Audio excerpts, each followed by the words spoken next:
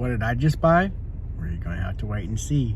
I'm at Copart right now. Never been, my first time.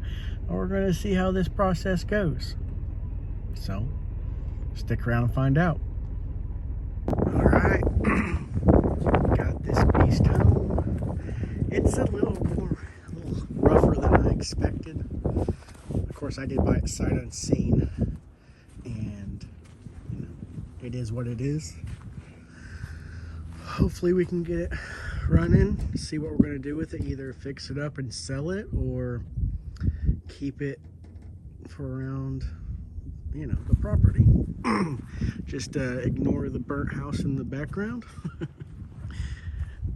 It's a Polaris 500 2012 EFI with a fuel tank sending unit was sitting in the back of back there, so that's a indication of maybe something's wrong. I don't know. So let's dig into it and figure it out. Alright, so I have hooked up the battery cables to my truck, and there's not a battery in this thing, but I hooked it up to the battery cables like so. This is not mine. That was already there. I know it's not going to start because the spark plug coil, I can show you, is chewed off. So someone's been trying to, I don't know, jump it, hot wire, I don't know. But that goes right to the spark plug. But I did get the hours and the mileage off of this, and I think they're not that bad. There's like 1,500 miles on this, so I don't think that's bad. I'm not an ATV guy, so there's that. But it doesn't sound too bad when it cranks over, so let's do that.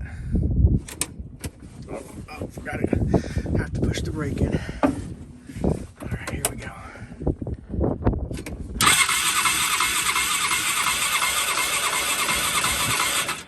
So not too bad. It sounds like it has some compression. I'm happy with that. For now, I'm going to look up a wiring diagram, see where those wires need to be hooked up to, and we're going to go from there. And here is the fuel tank. It is missing the whole sending unit, like I said before. I need to get a cover on it because it's supposed to rain here, and I don't want it to rust any more than it already is. So, well, here we go, and let's get this.